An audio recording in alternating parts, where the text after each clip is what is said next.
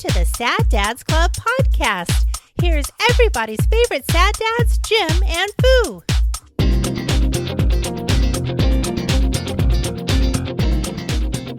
I got back into ViceScript when he just recently uploaded like a 2-hour one doing like the $60 paint job. Yeah.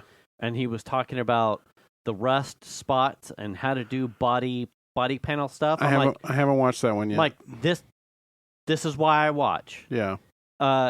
It was slightly more instructional and more informative with his goofiness, funny ha-has, but loaded with utility and entertainment in how to do something. I'm like, I may actually run into something like this on the Z. Yeah. I'm like, I just ran into like a self-imposed curfew. Otherwise, I would have kept gone right into midnight to finish it. There's a reason why he is doing shows for like Motor Trend or something like that. Like I noticed that he's on TV now. He has some sort of show that's not. It's him, but it's not like it's not ViceScript Garage stuff. It's him doing. Like, let's see if we can get this thing running kind of a thing. Oh, okay. But it's not for ViceScript Garage. It was actually on TV. And I was like, oh, damn. That's why part of the reason why he's so busy. Oh, yeah. And I think it was on Motor Trend television or something. I think so. I think I ran across it on Fubo and I was like, oh yeah. Shit, he's on the big waves, Oh, yeah. And he's building whatever his second... A barn? Vice grip something, or it's like, he's building a barn. Yeah, I saw that. Like, he has a funny play on his existing channels anyway. I haven't been watching much of his stuff as of late, and I think it's because the vinegar extension that I use, the way that it masks out ads doesn't let YouTube know that you've watched the thing all the way. Oh. So it's not updating like my feed like it normally would be. Oh. With new shows, like it's showing me stuff I've already seen. Oh. Like, hey, are you going to finish this? And I'm like, motherfucker, I watched it. Like a week and a half ago. Yeah. So, I mean, take that for what it is. The last one was really good. Like, when you're building like a race car and the stuff like that, I struggle with the race car builds too. In like the stuff that I have here for like cheap paint or rust restore for not only for like Mima, but like a simple thing, as well as what maybe here on deck in the next 5 years or something with the Z. Like some of that one episode that was 2 hours long, invaluable. Was like save it to a playlist. This is gold for me right now. It's like, you don't have to be especially fancy. when you've never dealt with that shit. Now, am I gonna repaint something with tractor paint? No. But that tells sheet me metal work was invaluable. I mean, it goes back to the Mighty Carmots guys when they were in Japan and they gave everybody a spray can or two. And then sprayed that car in the garage. That was the paint job they gave it. This was years ago. Oh. And it was like, I mean, they don't care what it looks like because they're going to leave it. Right. They're going to go home to Australia. But I just thought that was funny. Yeah.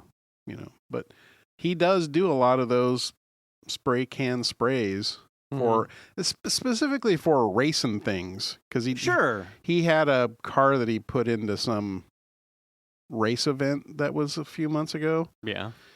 And they, masked out like stars and stripes and shit on the paint, and then they all painted with spray cans right outside, at the place. And so, I mean, they don't all have to be. Yeah, if you're the burnout cars or the shit you're driving your thing out to Cletus McFarland's thing, no one cares. And also, we're talking about a guy that loves patina. Right. He's not restoring stuff. No. That's not the kind of thing that he does. Yeah. Because he goes and finds a rust bucket and then makes the engine work so he can drive it and doesn't give a shit about what the rest of it looks like typically. Right. So, whatever. Yeah. He's not restoring a car. No. He's not rotisserie anything. Yeah. He's just, that's not the kind of thing that it is. Uh-uh. That's interesting. I got an update. Go. So a few weeks ago, we were talking about MyQ. Yes. And I got the ratgdo. Right. An initial installation of it was poor. I had problems. Then I went back and looked at some videos on the wiring because the wiring diagram was a little confusing. Okay. Watched a video on how the guy someone wired it up, and I was like, okay, I need to recheck all this. Oh, okay. Got in there, actually found I had a wire that had broken that I didn't know because it's all solid copper. It's not strand. Yeah. So one of the wires had wiggled enough that it broke, I guess. So I fixed a bunch of stuff. And one of the problems I had initially was that my button on the wall didn't work. And after I fixed all the wiring, the button was working now. And I was like, oh, this is promising. And the other problem I had was when I got the ratgdo connected to my home network, my Apple HomeKit network. Right. It would be happy for like 5 minutes and then go offline, and then the garage would never show up, and then you have to keep redoing it, re-adding it as a device, deleting it and re-adding it. And I'm like, well, this just isn't going to work. So Every 5 minutes? It was frustrating. Yeah, I could get it working at work, open and close the door through the home app. Yeah. And then like lock my phone and like tidy up something and get my phone back. Let's try it again.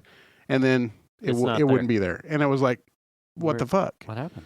So I think I just had a wiring problem.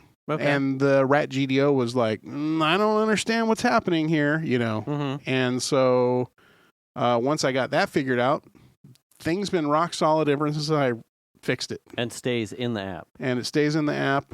I can use Hey Siri. Right. I'm not going to say it because it will open my door. You know what I mean? Yeah, yeah. So when I'm walking the dog, I go out the garage, I can just say it. Hey, lady. The door closes. It doesn't beep. Beep, beep, beep. Beep, beep, beep, beep, beep. It doesn't do that. It just closes. So I really like that. Mm-hmm.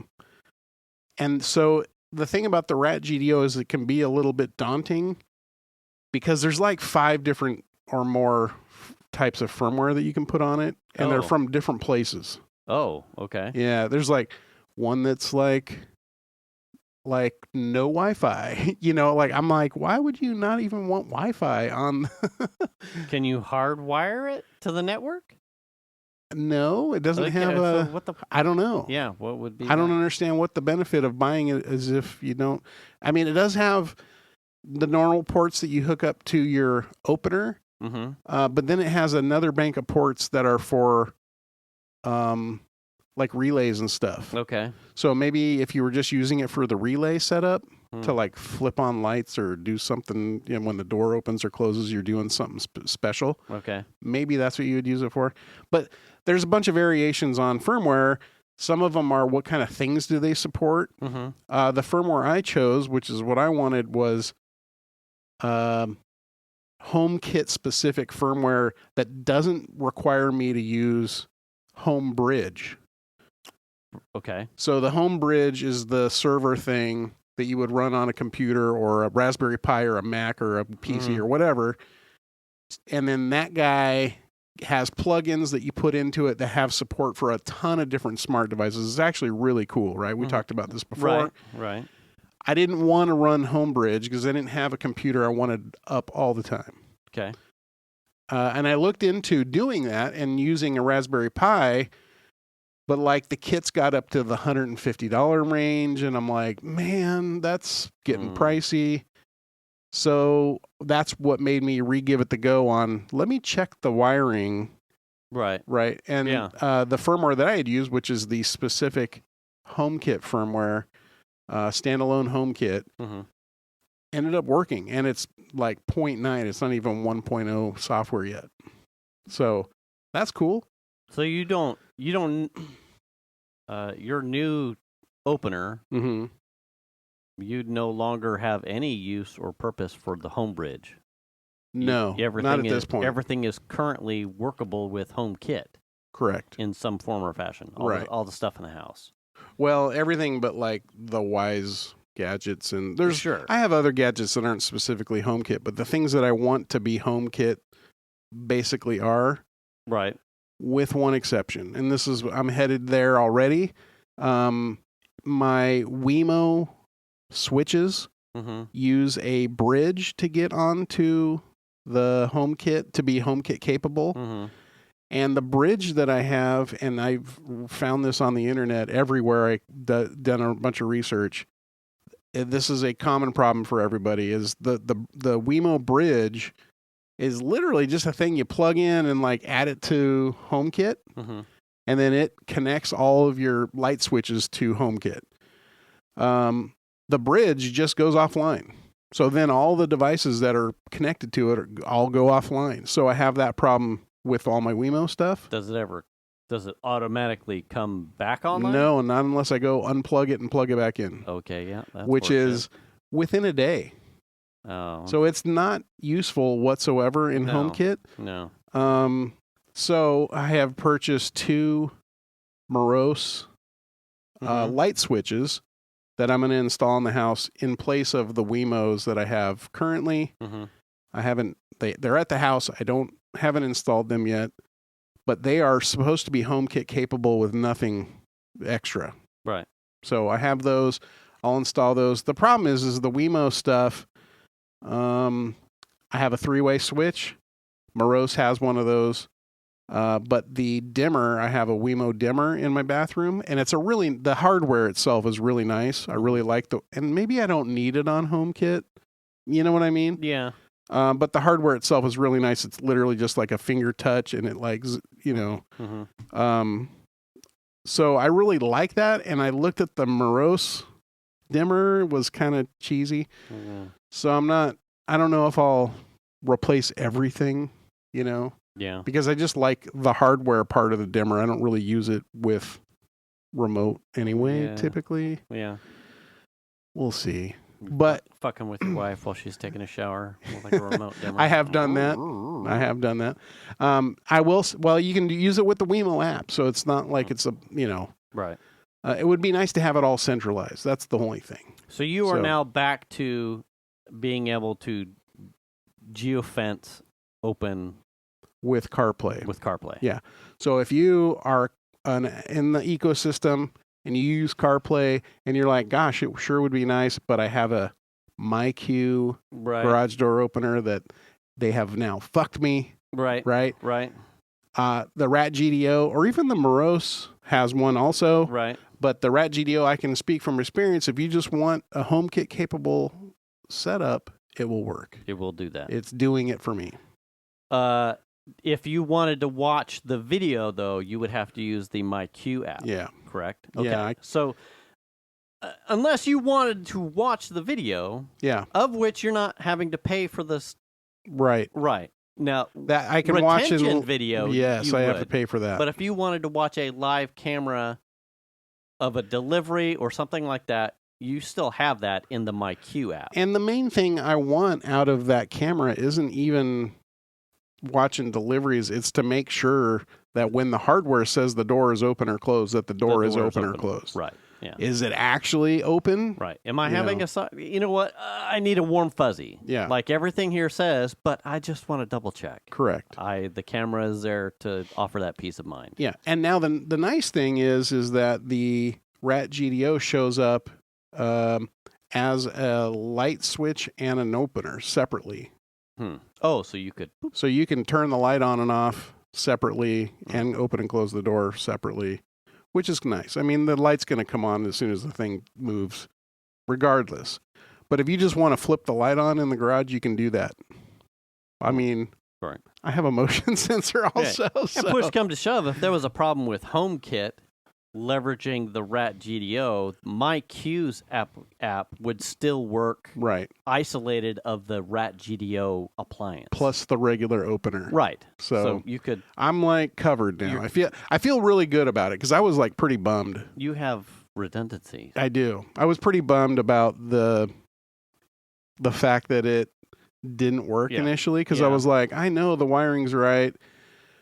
And there's just some nuance to the wiring that I didn't pick up on from the diagram. That's the problem. And it was like, oh, so once I figured that out, it was fine.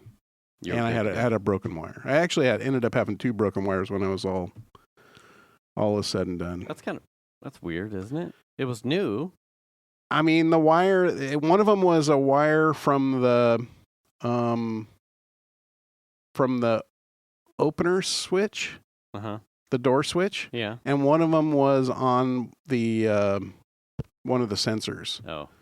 So it started going nuts, like, one of the sensors isn't working right. And I'm like, wait, what? And like I got lights flashing on the back of it, the up and down lights. And I'm like, wait, what?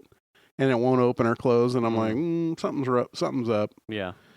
But I ended up figuring it out, got it cut off, got it restripped, put it into its place. Once I got it all, and the wiring's just tight enough.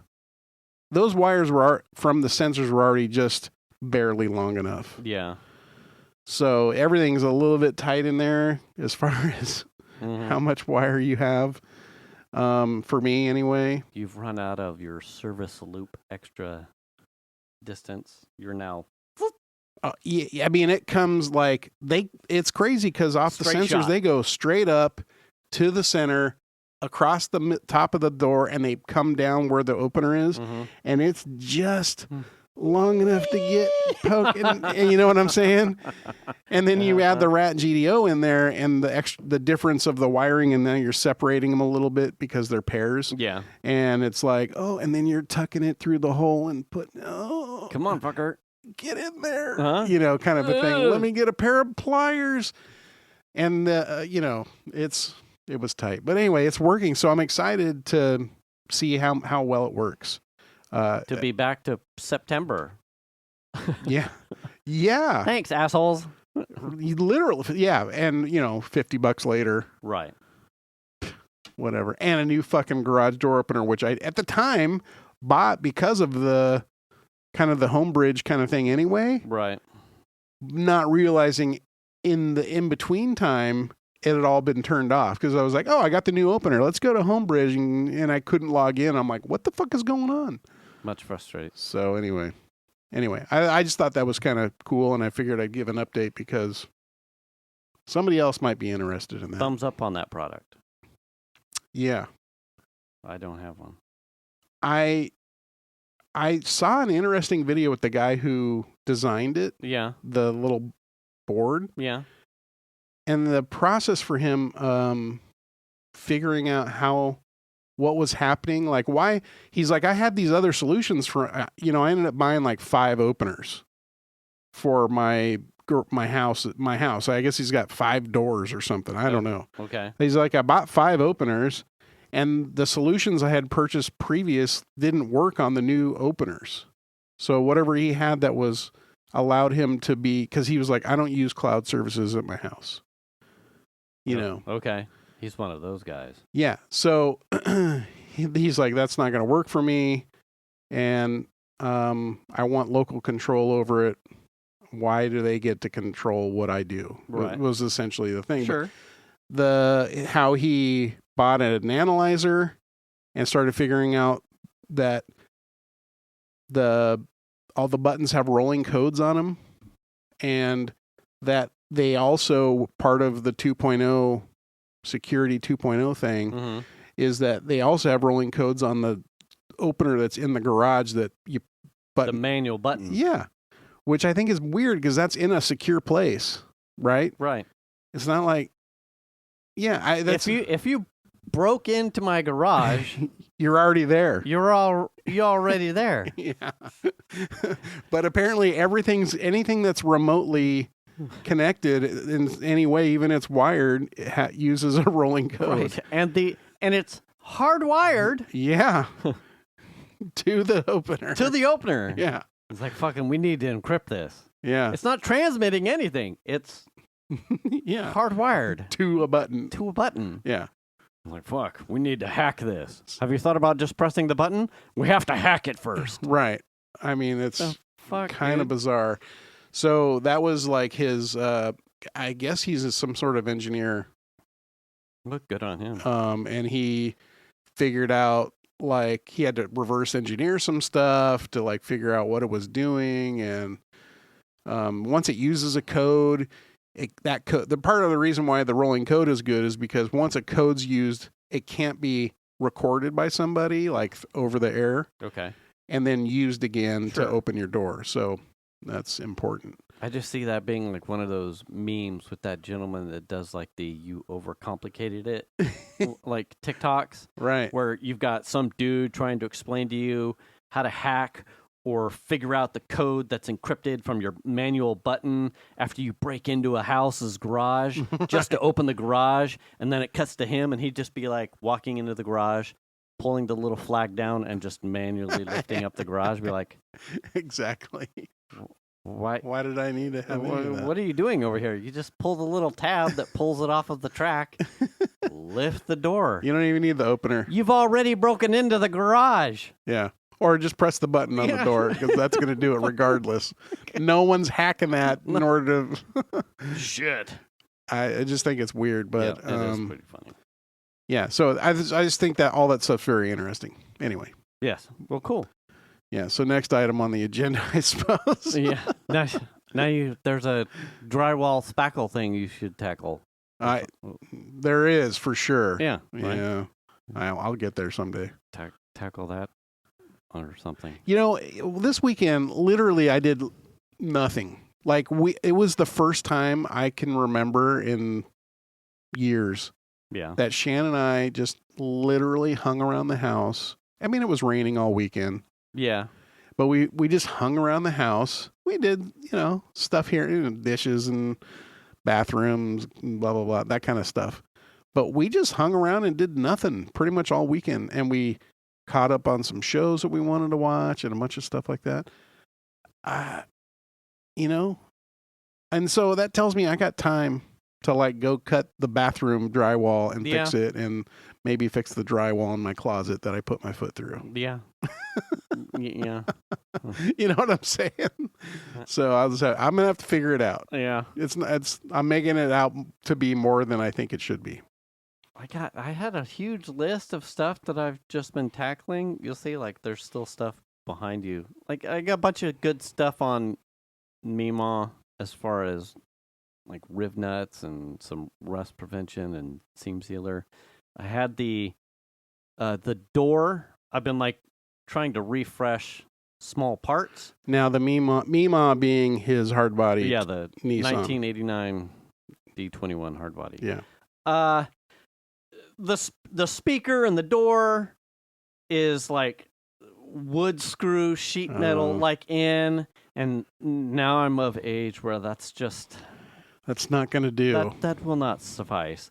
A lot of the parts, like I've purchased like a refresh of the door pull, because your fingernails, scratch it up. It's 30-something years old. Yeah. And most of the parts are cheap, but they're all coming from like Vietnam or Malaysia, where they're still popular and like reproducing the parts. Oh yeah. So it's like in between this time where I'm, it's $15 for the door pull and $11.95 for a latch set or a bezel or blah, blah, blah. So I got or armrest, a bunch of stuff to refresh the doors at as long as the cost is more about time than it is the monetary value. The parts not being pricey. Right. Yeah. They're not expensive.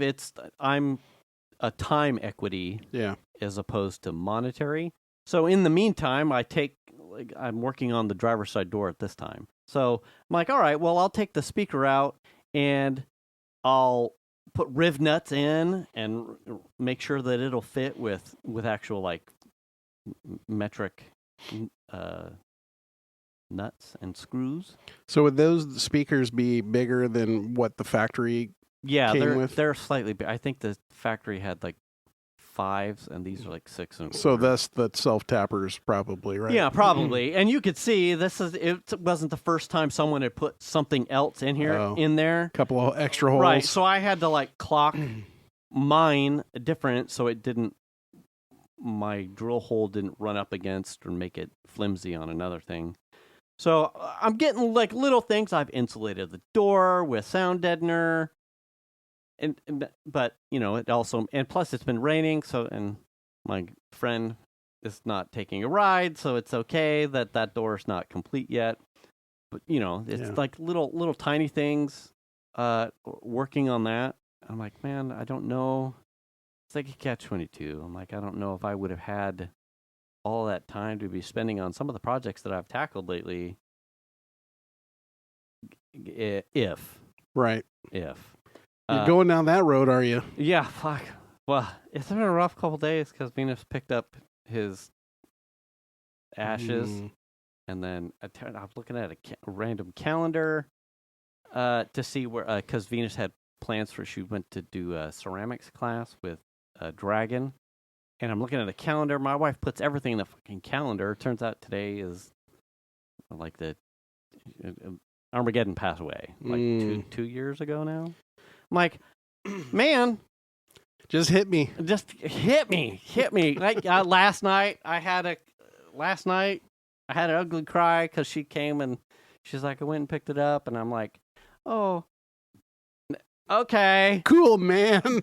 Fuck, and had a hard time with that, but we're okay. And then this afternoon, the box that you get when you take the remains back, it's a real nice cedar box. There's nothing special about it, but it's a real nice cedar box, and it has like an option for like a photo. So obviously at lunch, I'm like scrolling through stuff, and I'm like, this is rough. But that's a picture I'll take. And I get it all nice and cut out, and Piper's, come down. She's like, oh, we're making jokes about some of the pictures that she's got of him with his tongue hanging out. And I get it, set it in there, and then I'm just kind of holding it, and I'm like, fuck me. That's rough. Rough times. But it's all, we're getting there. Yeah. We're getting there. Yeah, it'll take some time. Yeah. As far as my weekend, like rain, but her and Piper and Emily convinced me to, on some day that which I'm sure I had off, but I'm not saying which day it was. A regularly scheduled day. It was just a normal weekend day. Anyway, we went up snowboarding. Yeah. So we went to North Star. We got up. The roads in the morning after the last set of storms were actually, there was still stuff. They weren't plowed yet. There was probably an inch of stuff on the roads in the morning. What car did you take up? We took the Explorer. Okay. Had no problems in the Explorer. I used the snow mode though. So I'm like, oh yeah, check it out, throttle response. Yeah, that's right. Had no problems. It wasn't. What kind of tires does it have? Seasons? All seasons. And it did okay? It did fine. Okay. Yeah. She still has good tread. If we were in the shit, it could have gotten sketchy. That's too aggressive. If it had been actively snowing, it may have been, and overcoming because we were ahead of the plows at the time. Yeah. So it may have been much for the tires and the tread life that she has left. But as it stood, it was fine. I had zero issues. I was very confident in it. There was nothing coming down in the morning. So you weren't blazing a fresh trail through a white layer. Correct. You were running through either ruts of other people's stuff. Yes. Or just like watery. And there was stuff on the ground. Once you got to the pass, most of it on the way down outside the Donner Pass itself, it was mostly melted. But it was that chunk of space between like King Vale and Castle Peak where it was like, it's good. There's good stuff on the road. Yeah. It's not danger, but you're having to stay in your lane kind of thing and not get overconfident. Got there, made nice time. It wasn't heavy traffic. It wasn't stop and go.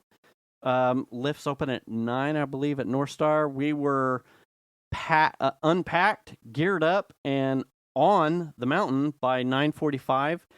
It looked relatively packed, but it wasn't. We didn't really stand in line. We pretty much rotated because the last set of storms had opened up the backside of the mountain. So the amount of population that was there was kind of split. And I would imagine, too, with the fact that there was some active weather going on that people were hesitant to probably go Sure. up. It was, if you were down here in the valley, you were getting rain. Yeah. We had a lull for the bulk of the day. It wasn't until probably 2:33. It was overcast most of the day, but we weren't getting falling precipitation and snow or sleet or anything most of the day. We started to get flurries at the tail end, but it stopped. And when we left, nothing was falling. We didn't get anything as far as precipitation until we started to probably get down towards Colfax. And the drive back, it was just wet roads, not any snow or anything. So it was fine. I had a good time. Like Piper's skill set from the last time I went with her is way better. So it wasn't like tutor sessions. Sure. She was doing it, comfortable in getting down the hill at the pace that she was doing it. That didn't stop me from probably stopping more points to let her catch up, but it allowed me to shred a little bit more on the in-between times. Like, I'm not have to worry about her like totally eating shit and being concussed. right? Like she'll make it down to me. Emily was with us, and she was skiing. We hot-footed it a couple times. I got some jumps a couple times. My legs feel amazing. You could tell, though, if I was, like, sliding on an edge, like waiting for Piper or something, the things got hot faster than in youthful days. Sure. For sure.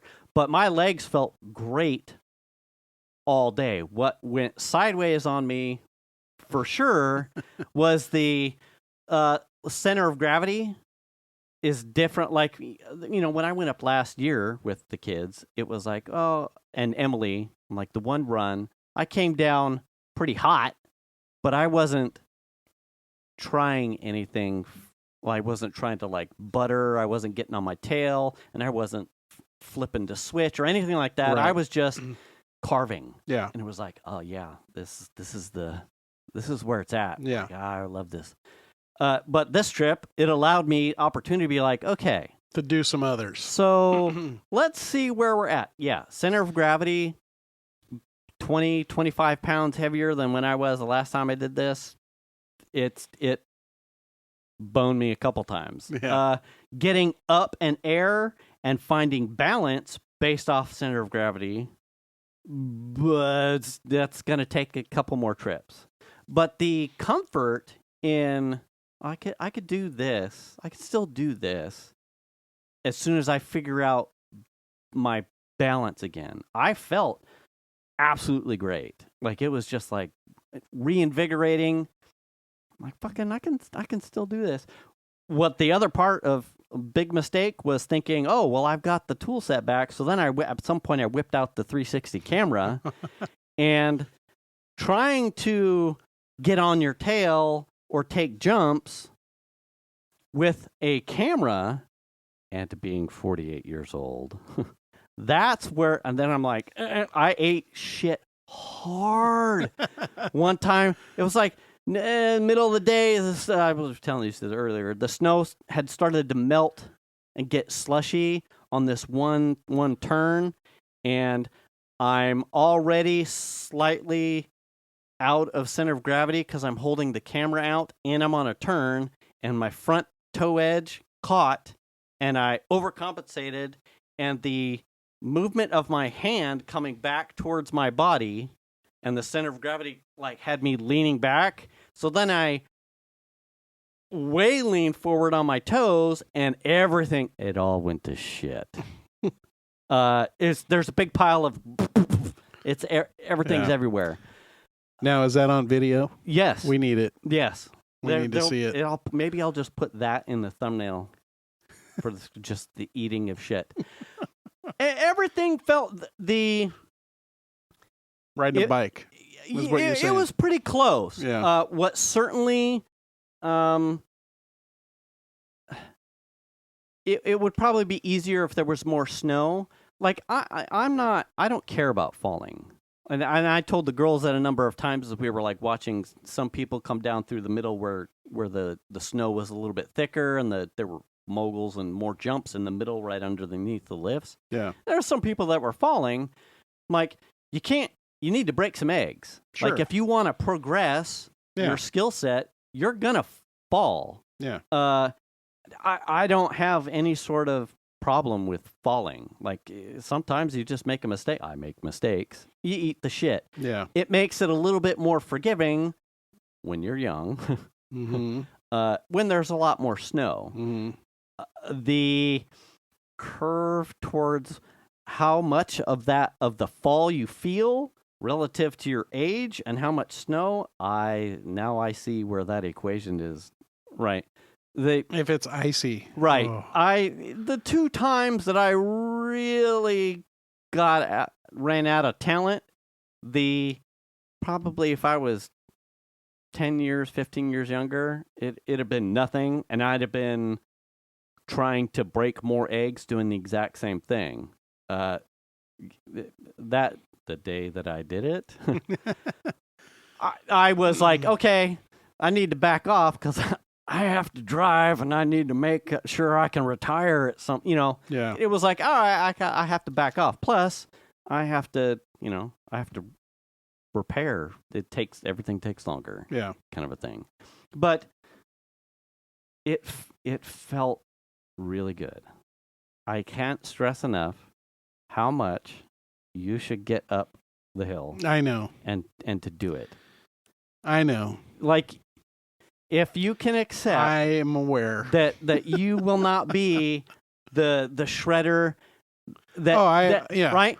If you throw on and you just put the boots on, let me get in a board. Let me talk to you about this because I am well aware of my age, right? Yes. I'm well aware of my weight, all right? Oh, yeah. But from a soulful standpoint, it's like surfing to me. Yeah. Carving up a mountain, just riding and carving and, doing that that is, and having a little speed and wind in your face. Yeah. That is what really gets it going. Yeah. That's the spot. I want to say it's not. If you went to Boreal, no thanks. Even the rental. Well, now it's like 100. I mean, any of the premium. I know. Like I don't even think the rentals are all that much out of pocket. Yeah. The lift tickets, I think, are the stinger. Yeah. But the kids, I say the kids, the young adults in Piper's group. Emily has her own skis. Piper obviously has Venus's board, hand down. But I think Sophia, Zach, and Nick all rent, and they don't seem to have any problems with the quickness. It's not like a hardship. It's not a pain point. We rent here from Clark's a couple times. Yeah. I don't think rentals. I will always be apprehensive of that because it's like I have to go and deal with A, and then it's not my equipment, and B. But if you can get around that part, I don't think it's too expensive. Certainly, I paid for over here at Clark's, small business. Maybe I'll bust out the 1984 Burton Performer and ride that. Hey, because I went and looked because I was like, man, I just don't feel like you would think with me being heavier on my board, I would have a little bit more flexibility. My board just felt more stiff than what I was used to. What I noticed is being heavier the last time I rode. Yeah. Having a shorter board was problematic because I couldn't catch as much edge as I wanted. Oh, really? Yeah, and I was renting at that time at Boreal, actually. Yeah. And had to go back and get a longer board. They were like, "Why do you want a longer board?" I'm like, "Because I know, like I'm not stupid." It just felt like my board was a little bit more stiff, and you would think with more weight, I would be able to throw it around more and just get more flex out of it. Mm-hmm. And I was actually riding the board slightly longer than I preferred when I was younger. And how long is your board? It's a 58, and I Okay. think the my like go-to board that was like boutique put together is like a 56, Okay. which isn't a huge disparity, but it just felt the board I was riding just felt stiffer. And I would be looking for a 161 or a 162 somewhere in there. Probably. Yeah. No. Yeah. You should do the thing. Helmets. Would And love I to. think I've talked about this the last time. Helmets are ubiquitous, which kind of as a dad now warms my heart because everybody was wearing one. What? And I saw my daughter take a shot. take a back edge and flip over Yeah. and smack her head. And both Emily and I were watching her come down the hill, and oh shit. And she gets up, and you could see the slow, and when she scrolled down, scroll down. When she got, wow. Scrolled down the mountain. When she scrolled down the mountain, and she starts to whiz past us, she's like, ah. And we're like, is your head okay? And she's like, she actually hurt, landed on the side of her hip. Yeah. Her head was fine. I'm like, man, it looked like you took a neck and head slap really hard. And she's like, no, I landed on my hip. But everybody has a helmet. Yeah. And I had looked because I was a little bit peculiar as to how universal it was, if it was the no dogs. I was looking for a sign. Do they require helmets now? Right. Yeah. I was looking for a sign that said it because it was. I don't think I saw a person without one. You had all kinds of. Now it's like a flare thing. It's really cool. Piper has the frog. It's like a chenille knit frog thing that she couldn't end up wearing because it was so warm it fogged up her goggles. But, people are putting these really cool, horns and rabbit ears and kitty ears on their stuff. Tails. And, yeah. Really ornate, really nice looking balaclavas. It's a like I said, it looks like a flare thing. Yeah. I felt stupid. I mean, I have stickers on my helmet, all kinds of stuff. I saw one dude pointing at my thing going, oh, that guy's got a really cool Deadpool sticker on right on the front, right above my goggles. It says yeet or be yeeted. I heard that from behind me a couple times as I went past someone. Helmets. It was it's I don't even own a helmet. Clark's rents helmets. I mean I know we didn't wear helmets back in the day. And that's the thing. Yeah. We've come full circle. I don't even know that did people wear them? I think skiers did. We did not. Helmets for boarders is just. Oh hell no. I mean, I didn't ever hit my head, but man, I took one right in the asshole one time. Oh yeah. A peak of something.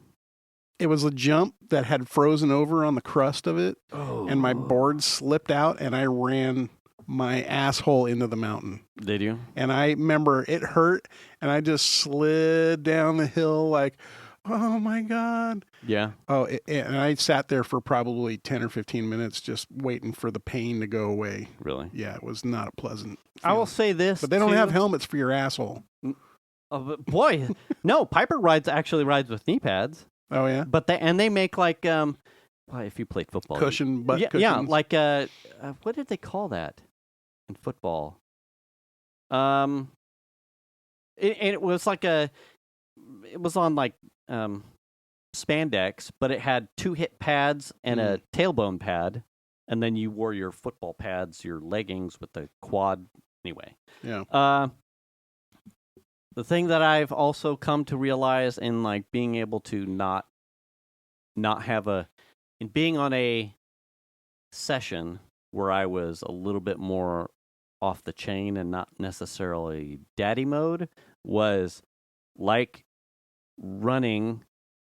Footwear is important. All of my gear is wrong for how I want to ride and what I know I need as far as mobility. I went up, and my shell long since ago like deteriorated, so I didn't have one. I rode with which makes sense in like a lodge bunny, or you're in dad mode and you're kind of just making sure your kids get down the hill.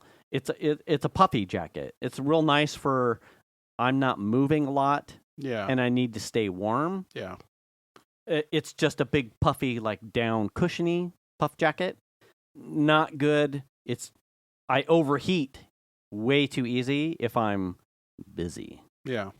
Plus, that jacket itself is 10 years old, so the elastic as soon as it starts to get wet, the elastic snow up it. Yes, it doesn't have cuffs. Like now they make wrist gaiters so that your sleeves you can't get snow. Yeah. So you wear the little thumbed or wrist ideally gaiter. your gloves are long enough they go up over your right, sleeve. but now you're if you have a gauntlet glove, they not only will go over the newer shell sleeves, but you have a wrist gaiter built into your sleeve of your jacket.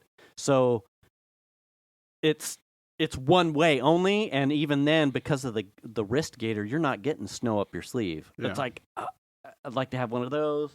Yeah. My jacket, it was too short, and my pants. You were wet on the way home. A little bit. Yeah. Down the backside a little sitting bit in the snow, putting on and yours. you would think that because I'm heavier now, because I haven't. These pants are probably 5 to 7 years old. I have no problem with the pants. The pants would be, if I re-water treated them, they would be amazing pants. But they are pants built for probably someone in a 36 to 38 waist. And I'm at best, even being heavier than I was when I bought the pants, I'm probably a 32 on a Christmas vacation, a 34. So I didn't wear a belt. So what started to happen was the embarrassing dad shit where I'm bent over trying to strap in. My jacket is too short.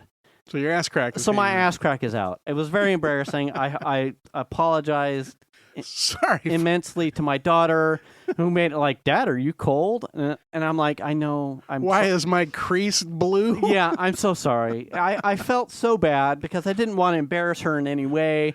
And I'm sure she'll be like, it was a big deal. But, I didn't want... I'm sitting on the bench and I'm strapping in, and there is no way for me to fully...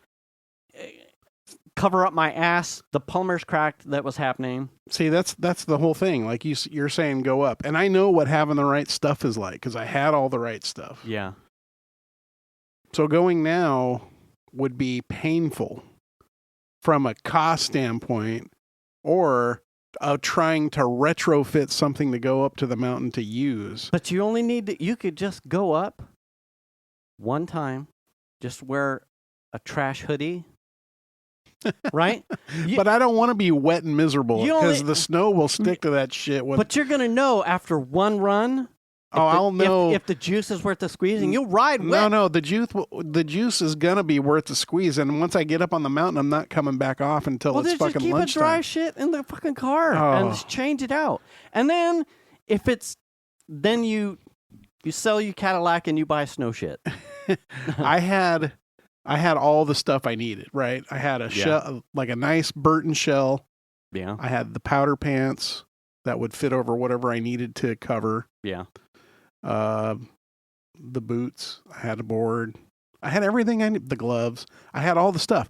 And even when we were getting ready to go home, switch out all this gear, throw on the comfy shit, and drive on home. You know what I mean? Yeah. So I had all the stuff back in the day. Yeah. So it's a pain point to go now, knowing that you're not going to have that that level of comfort and ease and usability.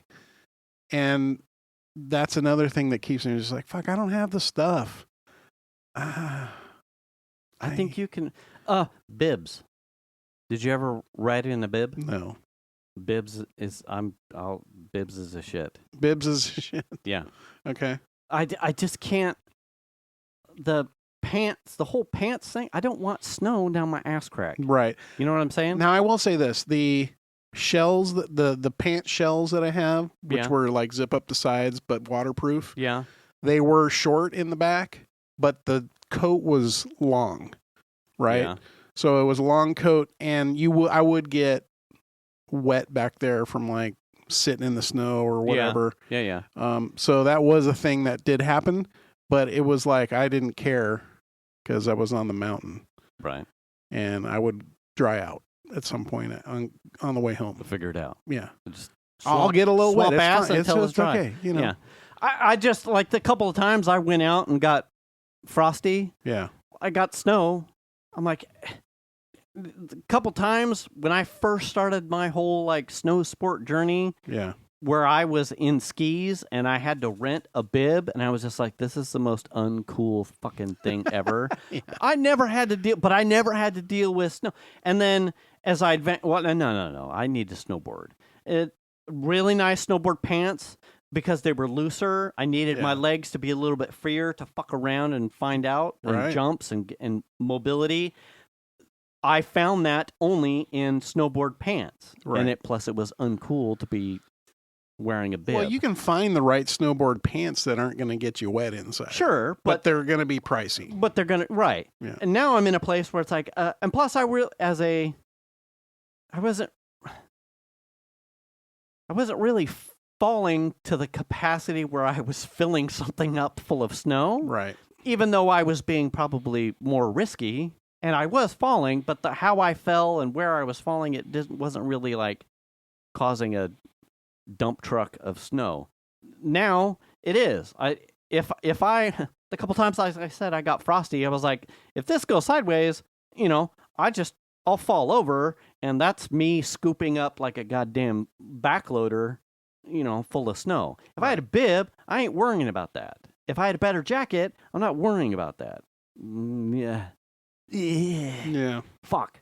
I know, but it was all about the comfort too, though. It was. And now they're making bibs that are effectively pants in fit, comfort, waterproof ability, but they just have suspenders, and they're going up a little, right? Oh, I've seen those. It's pants with suspenders, and if that helps you get past the part where you're like, I don't wear bibs, dude. Fucking bibs are for skiers and what is this, 1980s ski time? Posh bitches. Yeah. Skiers. Well, because, bibs typically were ski oriented. Yes. Oh, yeah, absolutely. But they were like bell bottoms down at the bottom to Yeah. fit over the fucking ski boots. Yeah. And snowboarders didn't wear ski boots unless you rode a hard like the K2 clickers. They had hard bindings for hard boots. Yeah. Back in the day, but I assume they do that now. What? Hard bindings? Hard binding. Yeah, like ski boot style hard boots and bindings for a snowboard. Because I know they used to use those in some snowboard racing. You don't see them on the mountain very often. Yeah, I haven't, because now instead of like the hole patterns that you and I were used to, now they've gone to like a T channel. Like, I don't know. Right in the middle. I didn't look. I have no idea. I know it's like one of those extra things. It's Yeah. like now, because we were kind of regionally pigeoned into within a couple inches back and forward of where you could be on the board. Now I think it was 3 slots on either end. Now there's like a T channel that allows you to really customize. Oh, you could get way wide or way close, way further than you could with the pre-drilled holes on the boards. Well, my setup was so old that my Burton board had Sims bindings on it, and you could not fit Sims bindings with the whole pattern on a Burton board. Oh boy. Yeah. So you had to drill out your bindings in order for them to fit on the Burton board correctly. Oh. That was how old my setup was. And the thing was the Burton board was the board to have. The Sims bindings were the good bindings because they were the easy in and out bindings to use at the time. Yeah. and you couldn't properly put a Sims binding on a Burton board with the hole patterns were different between Sims boards and Burton. No one was doing the same shit. They all had their own mounting shit. None of it was the same. So the fact that they have this interoperability between manufacturers now is kind of bonkers. Oh yeah, bonkers. Right. So, I always kind of kick myself is when Chandler bought his snowboard was when that snow sports shop over that's by Kohl's, where Kohl's is or wherever. Remember that night that it was a sporting goods store over there by In-N-Out and stuff. Over by In-N-Out. By Target. Oh yeah, Sportsman's. Sportsman's where? Sportsman's? No. Sports Chalet. Sports Chalet. Yeah. When Sports Chalet went out of business, they started fire sailing all their shit. And we bought kayaks. That's where Chandler bought his snowboard. Did he? Yeah. And it was basically a brand new board. I mean, I think it'd only been probably rented a couple times. And I'm like, why the fuck didn't I buy a board? You know what I mean? Yeah. I'll kick myself. Because we got 50% off on the 2 kayaks we got. Yeah. Ah, man. Yeah. Neither of the kids were interested. That was the coolest shop ever, though. That would have been... I love that place. That would have been awesome. We used to go in there all the time. I went in there all... Yeah. Yeah, we rented boards there and a couple times. Yeah. Yeah. Fuck. But anyway, I feel it. I would love to go. When I saw that you were there, I was like, fuck. Yeah. God damn. Make your son drive you up there. You're like... I know it's for me, it's not like a question of, gosh, will I be able to do it? Or gosh, will it suck? Or any of that stuff. It's just like, I don't have the stuff. I don't have the right gear. I'm not prepared for this anymore like I used to be. I was ready to go. I had racks on my car. I could hold fucking 6 snowboards up there if I wanted to. You know what I'm saying? Yeah. Pile it up. We're going I'm picking you up at 6:30. We're going up the hill. See, instead of meters, you need jackets. I need a snowboard and boots and bindings. For Valentine's Day, you need to tell your wife. Gloves. You need a shell. And then a shell, for Father's Day, pants. Father's Day, you need pants and pants and a shell. Right. And then for St. Patrick's Day, you need a board. And then there used to be gloves. At Cal Expo, they used to have the ski and snowboard swap, and I assume they do that still now. But that was a big deal too. We used to go to that every year. What kind of cool shit can we get for cheap? And it was like you could never find anything cheap. I don't know if it was all the cheap stuff was sold, or if people were like, "Oh, I can get this. I can get top dollar for my stuff at the ski and snowboard swap." You know what I mean? But I never seemed to find anything there. But even though we would go every year, have you? I just haven't really thought of it till now as you were mentioning it. Have you ever randomly tossed in a search on Facebook Marketplace? I did some time ago. I haven't recently. I wonder what that they show up on there sometimes. Is it like, that's not a deal? That's how I feel anyway. Really? Yeah. It's a lot of computer parts, though. I don't necessarily know without spending a good amount of... I mean, it took me months and months to realize where the market was at for trucks and whatnot. I can only imagine how long it would take me. Like, okay, where's used snow sport clothing and or equipment at? Is it even a question, though? I mean, if it's if it's something that you're willing to spend whatever they're asking, or maybe put in an offer for what you think is right. If you're willing to spend that money for that thing, is it worth it? Buying it used? Yeah. No, I mean just in general. Oh. If you can find a deal, if you can find the thing that you're looking for, right, on Facebook Marketplace, for instance, and okay, say snowboards run high now. They're $600, $700, $800, right? Sure. If you can find a deal on Facebook Marketplace for a snowboard with bindings that's $300, would you do that? Yes. I might. I mean, okay. That's kind of how I look at it. I'm going to do some searches and send you some shit later. I know, but that's the problem is you start there. Right. Oh, well, okay, I got a board now. Cool. Well, now we need boots. Okay. Well, now I need a shell. Boots and are so pants. awesome now. Now and they're all gloves. like that, the BOA system where it's just a wire and Yeah. a dial. Yeah. I'm like, I got the fucking laces. I got Sorels, dude. I got Piper like some real nice K2s for Christmas that she had tried on. Yeah. And she just like done. Done. And I'm Yeah. like over here like with a come along trying to, and then put a pinch in for a lace and then pull this one up and tuck this thing in and pull this up and tuck that thing in. Yeah. I'm like, Well, and some of them too have like inner laces, yeah. right? That lace up, that snug up on your leg and ankle and stuff. Right. And then they have an outer shell that's like tightens also. Yeah. Mine have like the inner, Yeah. but it's a, and then the outers is like a lace hybrid tug. Handmade job. Reach around. Like I don't even know what this Velcro strap in here is for. It's just to stick to your socks. But about midday, it was rubbing my ankle raw, so that I should have probably buckled it or done something. Cut with it off. Yeah. Fucking whatever. Some of those might be to keep your heel pushed back into its spot. Could be. You I didn't know. I presume. I don't know. Just pissed me off about. I mean, like I said, we didn't have real snowboard boots. We had Sorels. That's what we used. Back in my old setup. You're going to be like Captain America waking up I know. after his big freeze. You're going to get I know, on the it's mountain and be crazy. like, my feet don't hurt. I My really feet need, have tons of support. I really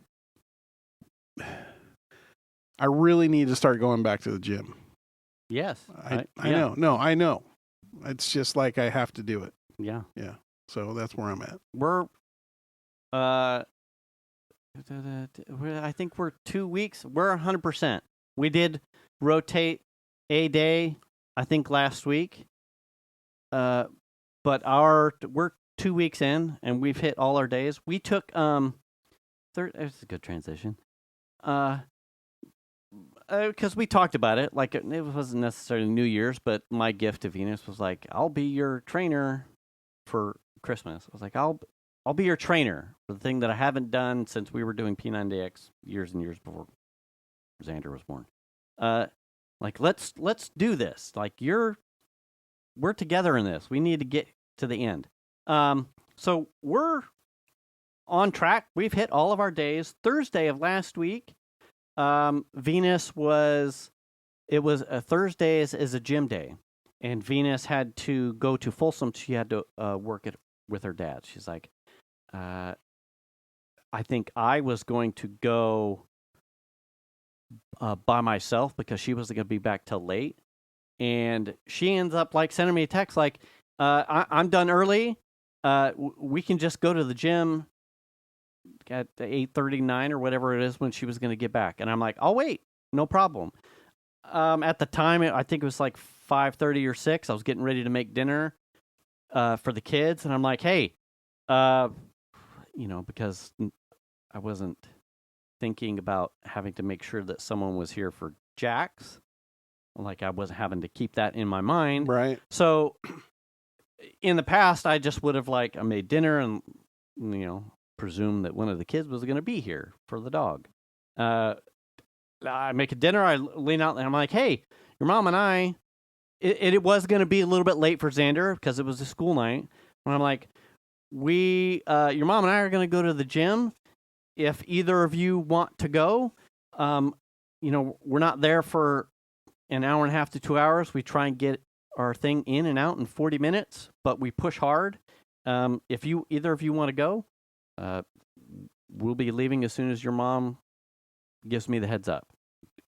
And Xander was like, I'd like to go to the gym. I haven't been to the gym in a while. And then Piper's like, well, fuck. If he's going, then I'm going to go. I'm like, you don't have to go. There's no pressure here. Yeah. Man, we had... I mean, you're a shithead if you don't. Right. No one's measuring dicks. It was a family thing, but I pushed harder and felt better surrounded by friends, family, because we were all working hard. Yeah. No one's looking at how much someone was in the stack. we were like, we're there, we're doing a thing, we're trying to better yourself in whatever manner fits for your solution. And in 35, 40 minutes, we were done. It was like, I got what I needed. Venus was starting to gas out because it was a long day for her. I'm like, that's it. We put in good time to go home. Yeah. I mean, I'm still paying for the membership. Yeah. I mean, I've used it. Yeah. It's not lost. Like things are hard, right? The timing sometimes is hard. Now, you just said you were free all weekend, but yeah. I mean, it was like we went for quite a while, and I was enjoying it. I actually felt really good. I had lost weight. And then I got like plantar fasciitis. Yeah. And I think Shanna did too, if I remember correctly. And then it was just like painful to do some of the stuff I was doing. And it was like, I didn't really care to do some of the, like, I didn't want to ride a bike or whatever. Treadmill was not out. And I'm not going on the stair stepper. Right. That's out. If you go to the rower, some dude in the back is going to be making fun of you. Right. I mean, I could do the rower or the fucking bike or something, but like, it was just like, I don't want, if I want that elliptical, like it, like I really felt like I got the most out of that. Yeah. Other rowers good too. But just different stuff. Yeah. And then it was like, my fucking feet hurt for a while. And so then it was just like, went out the head, like, of going to the gym. Yeah. And so I'm trying to get back into the mindset. For sure. Yeah. So you do the walk, right? Yeah, I walk. So every day. You at least. It's a dog walk, though. Well, if some. It's a sniff and pissing. It's better than none. Sniff and pissing. I mean, sniff and pissing shitting. Yes, it's not uncommon though for us. Like that last leg of the walk, like I'm sweating when I get into the house. Just from walking Max. And it's because that last leg of the walk is what we call the leave it zone. So he's not allowed to touch anything in people's yards. Oh, okay. So when we're on the sidewalk in the neighborhood, it's the leave it zone. He knows, and he'll, his mind, he'll drift off and start. I'm like, nope, leave it. And he's like, oh yeah, fuck, this is leave it zone. Back on track. Back on track. And he knows. So if we're in any of the neighborhood part, it's the leave it zone, and he knows that. But if we're like at the park or like on the main side streets or whatever that aren't lined with houses, then that's where I afford him, because it's his time out of the house. I afford him as many sniffs and fucking burnouts and rollies and shits and pisses and that he wants. Yeah. You know what I'm saying? Oh, yeah. So, but that last bit, I'm like, it's leave it zone. And then I go all the way to the house, and he's like trotting to keep up. And by the time I get home, I'm sweating, Hey, I'm like peeling off sweatshirts, and my shoes come off. I'm like, my feet are hot. I'm hot. I'm sweating. So I get it. I just need to go do it. I know I've put on a bunch of weight. I'm not happy about it. I don't feel good about it. Yeah. I need to go do it. I just have to find my motivation. I wore a thong, like an Iron Man compression shirt when I went up, and multiple times, and some of the moves I was doing, it like started to tug up, and I went, that's frustrating to me. So I'm like, I need to, because I know what I know what I want to see in myself. Yeah. And I know what it's going to take to get there, but also what's realistic. And there is room, if I'm being honest with myself, there's room between the effort I'm putting out now and what I could be putting out if I really, really, really want to get there. Yeah. And that's mine. Like we're not far off. It's just I'm probably just a little bit further ahead in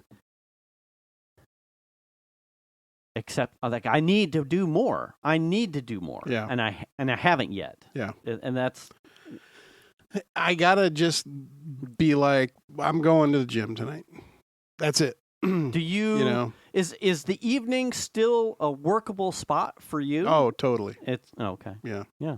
It's just I don't vocalize it. I'm like, maybe, and then like it just kind of like leaves my mind, and then later on I'm like, fuck. I think is Chandler still doing it?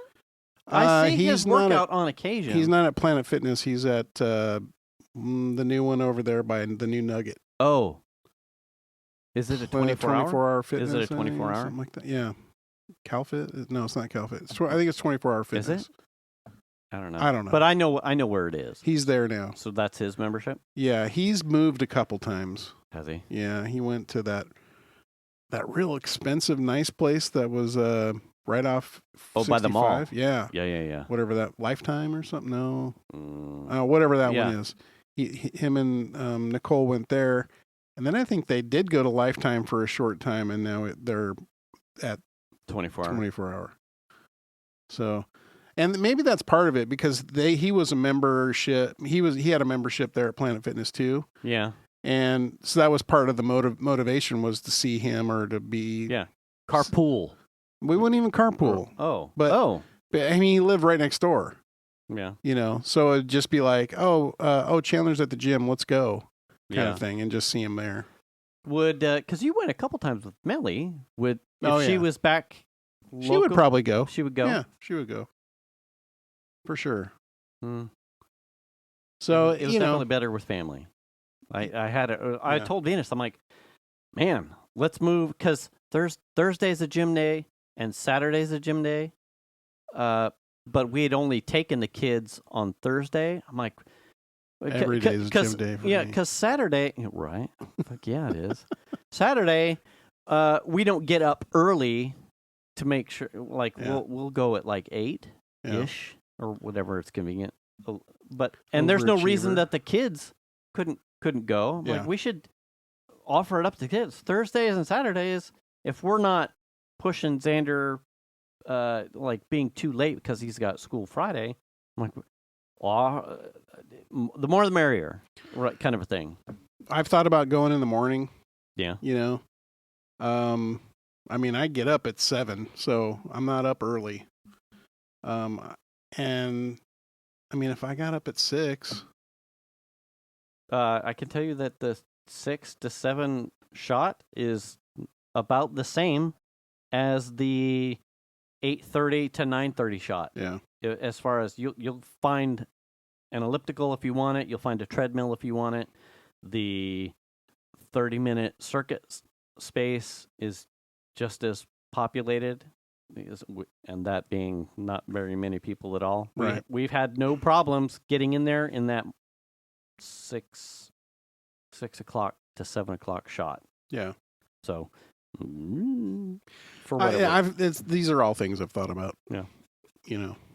I'll start sending you texts. Are you going? I'm at the gym. What are you doing? I'm eating. Sometimes it's just the one, I told Venus, like, I'm not going to take up your morning for an hour. Like, we'll do 10 minutes of this, and then we get in the exercises that we need to get in the circuit room, and then we're done. Yeah. Like, but we go hard. Yeah. Well, I'm talking like 30, 35 minutes or something, Yeah, so you would find all the solutions you would need. I'm thinking about it, and it's not like I don't know. I know, I get it. Yeah. I'm not ignorant of that. I'm cognizant of it for sure. It's just the mind over matter, getting yourself to do it. And I think also part of it, besides the plantar fasciitis, I think we both kind of got a little burnout. Yeah. A little bit of burnout. And that's okay too. Just take some time off, come back. Yep. But with the plantar fasciitis, the way it was, it just didn't go away for a long time. And so then the gym thoughts just kind of go out because you're like, well, I can't do the thing that I want to do. Right. And or even if you tried to do it, it would hurt, which would taint the experience and put you off to, so you have to get better. So, I'm totally 100% aware of all of it for sure. Just need to do it. Just need to do it. Just gotta like the bathroom. So yesterday I was going to do it, and that didn't happen. And then today turned into podcast day because it's Tuesday and we're recording a day early.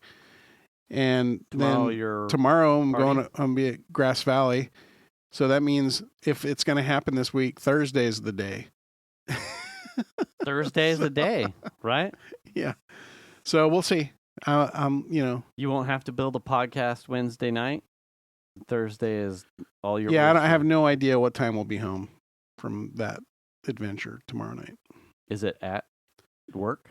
No, it's at a Grass Valley Brewing Company. Oh, that'll be nice. Yeah, so buddy, coworker, QA coworker, who retired. He ended up having Parkinson's. Oh no. Retired a few years ago, and him and his wife live up on this crazy ass dirt road, and they're getting up there in age. And like I said, he has Parkinson's, and his son has gotten a job up in the Seattle area and really likes it. And so they had talked about possibly going up there. I didn't really think it would happen. And all of a sudden I get this email like, hey, Barsky's they're going to Seattle. I'm like, fuck, I didn't even know, you know? So they're having like a everyone meet kind of thing. I'm like, I can't not go. Right. So, and then maybe we'll have dinner and, he's the one that we went to his house and he made pizza. He has a real nice pizza. Oh, yeah. oven. Okay. That's him. Yeah. Yeah. Good guy. Really good guy. Cool. And on that note, we are at time. Go to the gym. Wait, what? Return the cart. No. Wash your hands. Wash your ass. Yeah. Make the call if you need it. Register to vote. Pick up a broom. Stay up to date on your shots. Do the kindness. And we'll catch you next week. Thanks for listening, everybody. Bye. Oh. Hands, ass, cart, shots. Oil? Oh, check your oil, Tony. Check your oil, Tony. Fuck. God, check damn it. Have you blown an engine yet? Yeah, you just wipe it off and stick it back in and look at it. Oh, yeah, that's Motul. Jeez, dude. 10W30. Check your oil. All right, later. Later.